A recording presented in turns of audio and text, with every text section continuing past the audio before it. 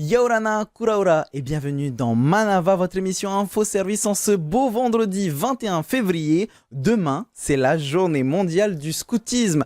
Entraide, dépassement de soi, découverte de la nature, le scoutisme est presque incontournable en Polynésie française. Ce mouvement existe depuis plusieurs décennies au Fénois et ça met en avant l'éducation des jeunes et leur engagement dans la société. Mais ne vous inquiétez pas, on va en parler avec, à ma gauche, Christopher Wangshu, qui est président des scouts et guides de Polynésie Yarana. Yarana. Et de l'autre côté, nous avons Mathilda Fielding, qui est chef-ten des 14-17 ans et responsable des projets Jamboree, et Lucie Mamatoui, chef-ten débutante qui accompagne son fils de 7 ans, Yorana. Yorana. On va se tourner d'abord du côté de Christopher pour nous rappeler c'est quoi le scoutisme. Ça vient d'où? Alors, le scoutisme, c'est un mouvement qui existe depuis 1907. Ah oui, donc ça remonte. Voilà, donc ça est créé par un colonel de l'armée britannique à la retraite qui, du coup, s'est aperçu que, au début donc, du XXe siècle, que les jeunes, en fait, étaient un peu livrés à eux-mêmes. Et donc, il s'est dit, moi, j'ai appris beaucoup de choses à l'armée, notamment dans des missions de repérage, et donc il a développé plein de techniques de survie, et il s'est dit, ça, en fait, je pourrais le transmettre à des jeunes, pour les aider en fait à se développer personnellement. Donc normalement c'est censé être une genre d'école militaire.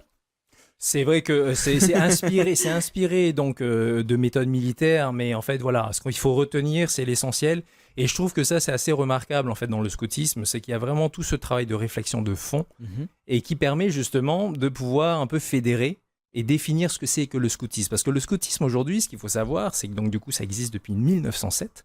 Et c'est le plus grand mouvement de jeunesse dans le monde, puisqu'on va retrouver du scoutisme dans 220 pays, et ça rassemble grosso modo 60 millions de scouts. Toi, comment est-ce que tu as découvert le scoutisme? D'où ça t'est venu? Un peu comme Obélix, je suis tombé dedans quand j'étais petit, mais voilà, moi j'ai découvert le scoutisme quand j'étais petit, donc j'ai fait du scoutisme de 8 ans jusqu'à 16 ans.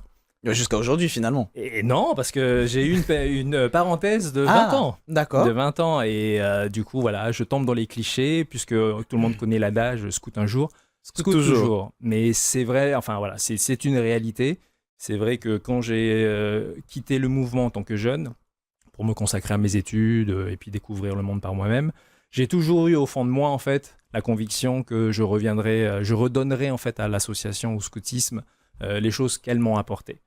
Et du coup, petite parenthèse de 20 ans, le temps de commencer, démarrer dans la vie active, de fonder une famille et tout. Et puis après, forcément, mes enfants ont atteint l'âge de pouvoir eux-mêmes commencer le scoutisme. Et donc, Retour aux sources, on peut dire ça comme ça. Et tout. Et voilà, c'est pour mon plus grand bonheur de partager ça avec mes enfants. Ouais. Est-ce que, comme Christopher, Mathilda, tu es tombée dedans quand tu étais petite? Alors non, moi j'ai commencé à 17 ans. C'est ma petite sœur qui est tombée dedans quand elle était petite. Et elle est partie en camp chez une amie. Ils sont rentrés du camp et ils ont dit qu'ils n'avaient plus de chef pour les 8-11 ans, qu'ils avaient fermé la branche, etc. Donc on m'a un peu mis dedans comme ça. On t'a poussé dedans. Ouais. Je pensais que c'était toi qui avais poussé ta petite sœur, mais en fait c'est l'inverse. C'est l'inverse, voilà. Et du coup, j'ai commencé à 17 ans, j'ai fait 2 ans avec les 8-11 ans, puis 4 ans avec les 11-14 ans. Et là, maintenant, c'est ma deuxième année chez les 14-17 avec les rouges, du coup. Et cette année, ma petite sœur est chef et part en camp, là où moi, je l'ai amenée en camp en 2020. Donc, Dans la même idée, Lucie aussi a été volontaire désignée. Tu accompagnes ton fils de 7 ans. Comment ça s'est passé? En fait, pendant 1 an, j'ai une cliente qui m'a parlé du scoutisme. Et je lui ai dit, moi, je cherche une activité pour mon fils. Et donc, du coup, je me suis dit, les valeurs des scouts, en fait, correspondaient à mes recherches à moi. Et je voulais faire une activité avec mon petit, en fait, et non pas le laisser à faire du foot tout seul ou du taekwondo tout seul. Donc, le scout, c'est... Les valeurs suivaient finalement ce que tu voulais transmettre. Voilà, exactement. Et justement, tu as fait une formation de scoutisme. Donc, aujourd'hui, tu es chef-thème débutante, on va dire. On va voir si tu as bien fait ta formation. Voilà. C'est quoi les valeurs du scoutisme? Ne t'inquiète pas, il y a Mathilda et Christopher pour rattraper si tu oublies. Déjà, le respect, la bienveillance, l'apprentissage, le partage. tout ce que moi j'aime en fait, parce que les valeurs scouts, ça coïncide vraiment avec ce que j'aime en fait, le partage, la bienveillance, la sécurité aussi, parce que la sécurité, on est là pour les enfants, il ne faut pas oublier, hein, on a des petits de 6 à 17 ans, c'est ça Mathilda? Voilà, donc on encadre vraiment des enfants et donc il faut être... Voilà, en faut forme. Être présent, ouais, en faut forme être présent, pour pouvoir en accompagner forme, pour ces pouvoir enfants. les encadrer et les accompagner. Justement, Mathilda, comment est-ce qu'on les accompagne? Qu'est-ce qu'on apprend si demain j'arrive, je suis mini-scout? Qu'est-ce que je vais apprendre avec vous? Alors, il faut savoir qu'il y a donc 4 tranches d'âge, 5 parce qu'après, à 17 ans, ils peuvent devenir compagnons. Et donc, chaque tranche d'âge est conçue avec une pédagogie différente exactement. Et adaptée. Et adaptée en fonction du groupe. Donc, par exemple, les farfadets, donc son fils à Lucie, qui ont 6-8 ans, eux, ils vont vraiment être dans les débuts, donc les chefs les suivent vraiment de A à Z, ils font le repas ensemble, etc. Et ils sont beaucoup moins aussi.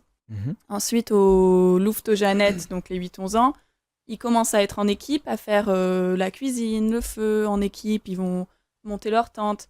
Mais il y a toujours les chefs qui sont assez derrière. Puis quand on évolue, les chefs sont de moins en moins présents. Moi, par exemple, je fais plus rien, quoi. Tu es juste là pour observer si tout se passe bien. Et s'il y a un problème, mais ils font quasiment tout seuls. Et c'est top parce que ceux qui sont dans le scout depuis 6 ans, ils ont commencé à apprendre à transmettre aussi. Donc les nouveaux, j'ai 2-3 nouveaux là cette année qui connaissaient rien au scout. C'est plus moi qui leur montre, c'est les autres jeunes qui deviennent un peu mini-chefs aussi et qui leur commencent à... Ouais, voilà, qui leur montrent comment faire. Et qui les accompagnent finalement, parce que c'est très solidaire, j'ai l'impression, les scoutismes. Ouais, c'est très solidaire. Ils vivent beaucoup en équipe. Ils sont dans la tente, ils ont des roues des services. Donc, par exemple, il y a le service de la cuisine qu'ils font avec leur équipe. Il y a le service du feu et de l'eau. Voilà, nettoyage. Et donc, ils le font ensemble. Et si une équipe ne fait pas le service... Ils se font taper dessus. Non, ils se font pas taper dessus. Mais bon, la vie du camp est plus compliquée parce que, bon, toi, t'as pas fait ton service. C'est chiant, faut que j'aille chercher l'eau moi-même pour pas... Et donc, ils apprennent petit à petit, en fait, c'est pas le meilleur truc, mais si on le fait, et ben après, on pourra avoir plus de temps pour jouer. Et puis, voilà, ils apprennent petit à petit. Même la hiérarchie, finalement, la gestion des équipes, tout ça, c'est de l'apprentissage du scoutisme. Voilà, ouais. Et du coup, on se tourne du côté de Christopher pour le savoir. Il y a combien de scouts, finalement, en Polynésie française?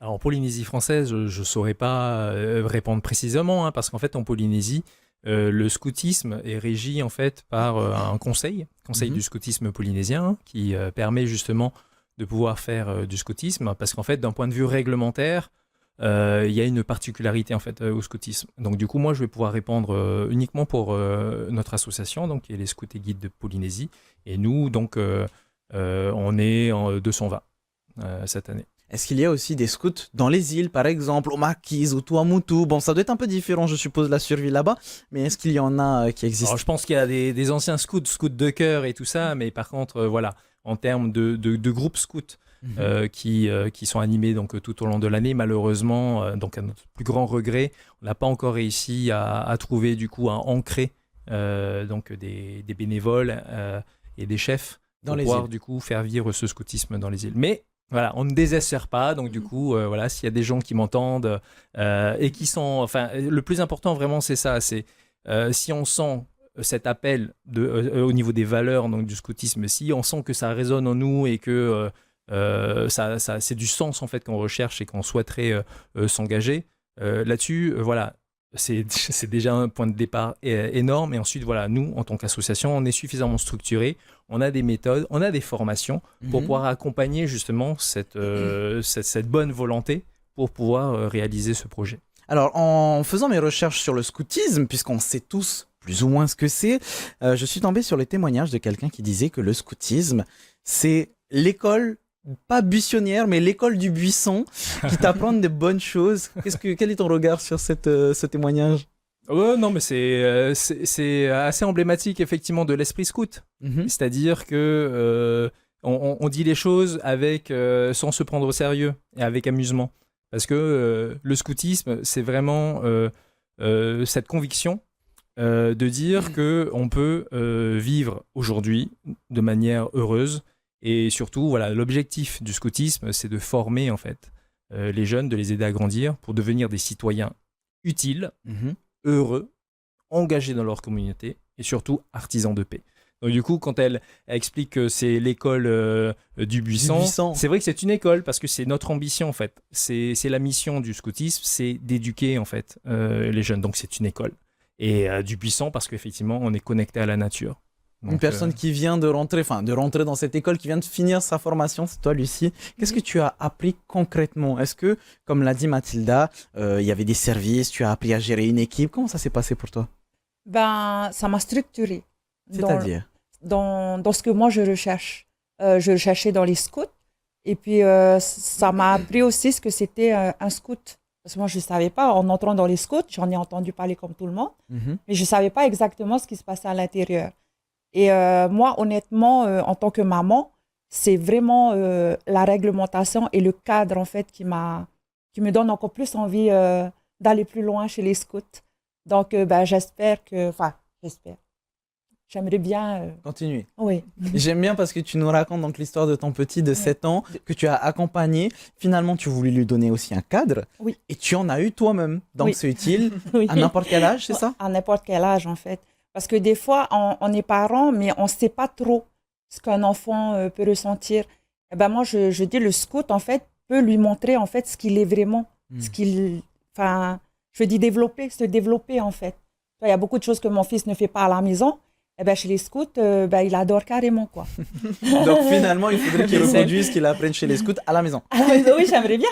Et des fois, il me dit, maman, non, ça on laisse chez les scouts. Ben non, justement, c'est pas ce que je veux. J'aimerais bien qu'on fait une continuité à la maison. Est-ce qu'il y a des spécificités, Christopher, qui sont locales? C'est-à-dire qu'on ne va pas apprendre le scoutisme de la même manière ici en Polynésie qu'en France. En hiver, en France, il neige. Si tu apprends à un scout à survivre au Tuamotu, ça ne sera pas exactement la même chose. Ah, c'est sûr. C'est sûr qu'il y a des spécificités locales. Et c'est pour ça que, comme je disais, le scoutisme, c'est très important justement qu'on le pense et qu'on le pratique engagé au sein de sa communauté. Ça ne sert à rien, effectivement, de vouloir essayer de monter des projets en se disant que ça va s'appliquer un peu dans le monde. Déjà, faisons quelque chose ici, localement, au sein de notre communauté, dans notre quartier, etc. Et déjà, ça va avoir un impact. C'est un peu la politique des petits pas. Et parmi les spécificités, c'est vrai qu'ici, on parle beaucoup de scouts, mais par contre, c'est scout S-C-O-U-T. Et non pas scout SC2OT. Ah oui, non, ça c'est les scooters où on fait des wheelings avec. C'est pas exactement la même chose. Mais voilà, c'est une spécificité. C'est ici, beaucoup de gens, en fait, font un peu l'amalgame, la confusion. La confusion plutôt. Là-dessus, non, mais sinon, plus sérieusement, c'est vrai que c'est un terrain de jeu, en fait, qui est génial, en fait. En Polynésie, on a un accès quand même à la nature qui est beaucoup plus facile qu'en métropole, même si aujourd'hui, on commence à se retrouver quand même dans des situations un peu similaires. En France, par exemple, de moins en moins de scouts peuvent faire des feux de camp à cause donc des risques d'incendie. Il y a aussi cette notion de préservation des ressources. Et nous aussi, aujourd'hui, on en est de plus en plus concernés. C'est-à-dire qu'avant, à mon époque, c'est vrai qu'on allait camper, on avait l'autorisation donc, des propriétaires, et donc avec le coupe-coupe, on coupait le bois dont on voulait, on faisait nos constructions, et puis après, à la fin, c'était jeté, c'était brûlé. Aujourd'hui, en fait, c'est de moins en moins possible. Donc du coup, on est en train de réfléchir à plutôt se dire, on va investir peut-être dans des perches qu'on va réutiliser. Et donc, du coup, c'est une approche qui est complètement différente. Et par rapport à cette notion de connexion à la nature, c'est vraiment aussi en cohérence avec ça. C'est-à-dire qu'on prend conscience que chacun de nos gestes va avoir une incidence sur la nature. Et donc, du coup, c'est très important qu'on soit responsable de tout ce que l'on fait pour préserver donc la nature. Dans la même idée, tu as parlé de l'exemple du feu de camp. Un feu de camp ne se fera pas de la même manière en France qu'ici. Ici, à la bourre de coco, par exemple, où ça peut être plus facile. Ça aussi, ça fait partie des spécificités locales. Oui et non, parce que en fait, je pense que voilà, c'est pareil en fait. Le scoutisme, c'est vrai que les gens ont souvent l'association, donc l'image du jeune dans la nature qui va faire du feu avec son couteau, mais c'est pas que ça en fait. C'est ce qu'on appelle le campisme. Donc, on développe des compétences effectivement un peu techniques de construction. Mais ce n'est qu'une partie en fait, le scoutisme. Le scoutisme, c'est vraiment une philosophie en fait de vie. C'est comme je disais, je ne vais pas vous embêter avec ça, mais ça a été intellectualisé. Ça repose sur 8 piliers qui sont très importants et notamment il y a la progression personnelle. Et dans la progression personnelle, en fait, c'est suffisamment vaste pour pouvoir justement faire n'importe quoi. Une spécificité ici, c'est que quand il y a la saison des pluies, c'est compliqué d'aller camper. Bon, après, il y en a qui se disent non, justement, on est des Aito, on va pas, voilà, et tout ça. Mais il n'empêche que voilà, quand on part camper avec des 6-8 ans, à un moment donné, il y a quand même des règles de sécurité qu'il faut respecter. Et du coup, il nous est arrivé d'avoir un camp en fait sur un week-end. Et à cause de la pluie, des intempéries, en fait, on a déprogrammé donc le camp. Et par contre, on a été s'installer dans des bureaux, en fait. Dans des bureaux pour pouvoir faire nos ateliers. Et donc voilà, on peut vivre son scoutisme dans un milieu totalement urbain en fait. Et la connexion à la nature se fait aussi autrement. On peut travailler en fait des sujets de connexion à la nature, par exemple avec du compostage domestique à la maison. Donc voilà, je profite vraiment de cette émission pour casser un peu aussi le cliché de dire que le scoutisme, c'est que le scout qui va faire caca dans les bois et tout ça. Qui va faire son feu de camp avec des brindilles. Voilà. C'est vrai, mais ce n'est pas que ça. Et c'est beaucoup plus riche, en fait. Et voilà. On a parlé des 6-8 ans. Je me tourne vers toi, Mathilda. Comment est-ce qu'on s'adapte avec ces 6-8 ans? Ils vont pas aller avec un coucou pour essayer de faire un feu de camp, par exemple. Non, mais ils ont le droit d'avoir des couteaux. Alors, on fait, par exemple, le permis couteau qu'on passe chez les petits, entre 6 et 8 ans. Ils vont passer leur permis couteau. On va leur apprendre. Le but, c'est pas de leur donner peur d'utiliser les outils ou de faire du feu. Le but, c'est de les accompagner et de développer cette autonomie et le fait qu'ils sont capables. À la maison, souvent, on va dire « Ah non, prends pas le couteau. Oui, c'est dangereux. C'est ça dangereux. » Alors qu'au scout, ils sont tous capables de éplucher les carottes, couper. Bon, il y a un chef qui les accompagne pour qu'ensuite, ils suivent cette progression personnelle, comme il a dit Christopher, de pouvoir le faire eux-mêmes et le reproduire à la maison, normalement. Normalement. J'aime bien ce que tu as dit, un permis couteau, un petit peu comme un permis de voiture. Voilà. Mais pour les couteaux, c'est ce que tu as vécu, Lucie? On n'a pas encore passé le permis couteau, mais on a déjà... Il faut savoir que les farfadés, nous, on est des parents accompagnateurs. Donc, chaque enfant est accompagné par un parent. Donc, il y a quand même la sécurité et l'encadrement à chaque fois qu'ils touchent les couteaux. Mais voilà, après, c'est une confiance. On leur donne confiance et on leur donne l'opportunité d'utiliser des outils qui sont dangereux. Mais, entre grandes guillemets, oui, c'est voilà. pour ça que tu as fait ça. Ouais. Et puis, à la maison, je dis à mon fils, touche pas le couteau. Sinon, je prends un couteau qui ne coupe pas. Il me dit, maman, ça coupe pas les tomates. Donc, la tomate, elle devient de la bouillie. Oui, après, en fait. Voilà. Maintenant, depuis qu'on est revenu de nos camps scouts, parce qu'on en a fait un petit peu quand même, donc, sous surveillance, je le laisse découper des tomates, des concombres. Et puis, c'est amusant. Il voit que je lui fais confiance, que je le responsabilise aussi. Bien sûr. C'est important. Et donc, il y a une meilleure cohésion aujourd'hui avec ton fils grâce au scoutisme. Exactement. On arrive à s'écouter, à se parler et à ne plus avoir peur. Voilà. Toutes ces valeurs qui sont transmises, la responsabilité, on a parlé d'entraide tout à l'heure, de dépassement de soi aussi. Tout ça, ça mène parfois à des événements, les jamborés. Est-ce que tu peux nous en parler, Mathilda? Donc, un jamboree, c'est en gros un rassemblement scout. Donc, il y a des jamborees internationales. Le dernier, il était en Corée, je pense. Juste pour ça, j'ai envie de m'inscrire. Parce que du coup, ça permet aux enfants de partir, de découvrir d'autres cultures. Voilà, de découvrir d'autres cultures, de découvrir le scoutisme ailleurs. Il faut savoir qu'il existe, comme Christopher a dit, dans le monde entier. Et les valeurs restent pareilles. Tu peux rencontrer un scout dans n'importe quel pays, n'importe quelle région. Parce que moi, j'ai le projet d'envoyer mes scouts en métropole. Les valeurs sont les mêmes. C'est vraiment le fondamental. Les valeurs restent les mêmes, peu importe où tu vas, en fait. Et donc, oui, le jamboree, c'est un rassemblement de tous ces scouts. Il y en a pour toutes les tranches d'âge, niveau international, national, etc.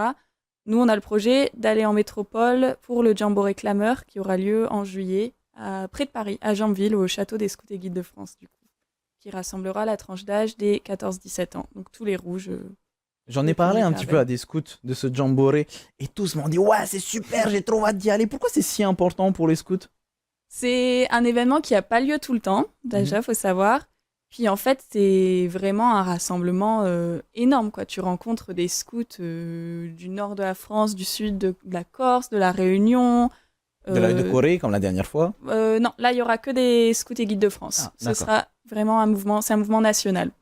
Et ils misent tout, en fait. Tu rencontres, il y a la rencontre, tu fais une messe avec 20 000 personnes, par exemple, aussi. C'est vraiment axé sur un projet qui se construit sur 3 ans, du coup. Et qui finit, en fait, c'est un peu une fête, quoi. Il finit, tu clôtures tes 3 ans de projet avec une grosse fête, une grosse rencontre avec tout le monde, quoi. Avec ce jamboree, toi, Lucie, tu aimerais bien pouvoir participer avec ton fiston? Oui, bien sûr. C'est le but aussi, d'aller le plus loin possible. Et puis, je parlais vite fait. J'ai eu ce petit médaillon-là, je lui en ai parlé. Et du coup, il me dit « Oh maman, c'est trop bien et tout, je veux le même et tout. » J'ai dit pour avoir ça, il faut travailler, donc il faut continuer dans les scouts. Il faut être responsable, s'engager, tout ça. Et donc, ça lui donne encore plus envie. Il en a déjà des petits badges, il en a eu. Par exemple, monter la tente et je me rappelle plus l'autre. Et donc, du coup, je pense qu'il va viser ce petit médaillon, voilà. Finalement. Ça tombe super bien, tu me permets une transition parfaite. Christopher, moi j'ai découvert les scouts avec le petit personnage dans le film Là-haut qui a plein de badges. Tous ces badges ont une signification bien précise parce qu'on en voit sur toi, on en voit sur Mathilda. C'est quoi les significations finalement? Ça, c'est ce que tu évoques en fait, c'est un des piliers de la méthode scout, ce qu'on appelle le cadre symbolique. En fait, on se rend compte que dans une démarche d'apprentissage, d'éducation, on va être beaucoup plus impactant, on va être beaucoup plus efficace lorsqu'en fait on fait appel à l'imaginaire. Et donc c'est pour ça qu'on va toujours inciter en fait les chefs scouts à penser les activités qu'ils vont proposer à leurs jeunes avec un imaginaire. Donc par exemple pendant la dernière formation qu'a suivi Lucie, l'imaginaire c'était imaginez voilà le thème c'est les PE, c'est les déchets. Donc au début tout le monde se regardait comme ça et dit mais qu'est-ce qu'on va pouvoir en faire avec ça, c'est pas inspirant et tout. Et en fait, je t'avoue que moi-même j'attends du coup. Non mais donc du coup ça permet quelque part de lâcher prise, de se laisser un peu aller, de se dire voilà on se prend pas au sérieux, on va se déguiser avec des sacs poubelles, avec des feuilles, des papiers craft, etc. Donc voilà, on se prend pas au sérieux, tout le monde est au même niveau, tu vois. Deuxièmement, ça permet aussi de créer un imaginaire et en fait on soupçonne pas la créativité qu'on peut avoir. Et bien souvent, justement, notre éducation, parce qu'il y a des normes dans les sociétés, il y a des normes au travail, à l'école, etc. En fait, tout ça, ça nous a un peu confinés. Ça nous a confinés et en fait, on a toujours au fond de nous ce petit enfant qui a envie, en fait, justement, de pouvoir donner libre cours à son imagination. Et donc, du coup, voilà. Il y a des symboles partout, donc le foulard par exemple, c'est un des symboles du scoutisme. Tous les scouts en fait ont un foulard et c'est ce qui va symboliser leur appartenance. L'engagement, la responsabilité, est-ce que ça peut permettre, et je pense qu'on va conclure l'émission là-dessus, ça peut permettre aussi d'aider par exemple des jeunes qui sont en difficulté? Totalement, parce qu'en fait justement, encore une fois, le projet scout et la conviction scout, c'est de former des citoyens utiles et heureux.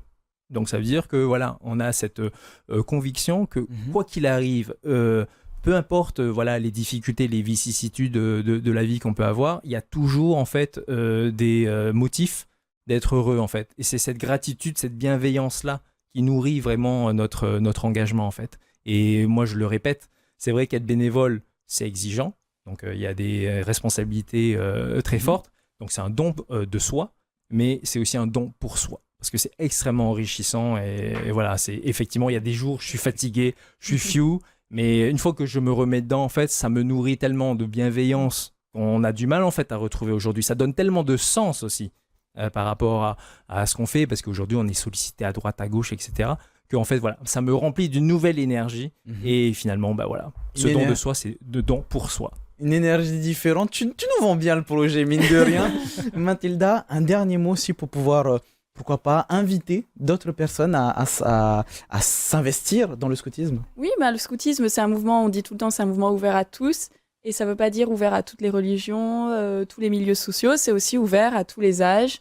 Moi-même, j'ai commencé à 17 ans et pas en tant qu'adulte grâce à des enfants. Donc oui, on cherche pour tout, pas forcément encadrer les jeunes. On cherche aussi des secrétaires, des responsables de groupe, des cléophases qui accompagnent le côté catholique. Donc c'est vraiment ouvert à tous sans limite. Moi, je suis présentateur d'émission. Je peux devenir scout? Oui, bien sûr. Bon, peut-être que je viendrai te rejoindre, Lucie, du coup. Mais pour ceux et celles qui veulent s'investir aussi dans le scoutisme, n'hésitez pas, vous avez une page Facebook, Scout et Guide de Polynésie française, SGPF. N'hésitez pas à aller vous renseigner, leur envoyer un petit message et pourquoi pas, vous aussi, devenir scout. Merci beaucoup à toutes et à tous d'être venus sur notre émission et je vous souhaite à tous les scouts une belle journée mondiale du scoutisme. Ça sera demain. En attendant, bonne soirée sur TNTV avec votre VATT. Nous, on se dit à lundi 17h comme d'habitude. Maururi Totato Farerira, Trahoma Parheana.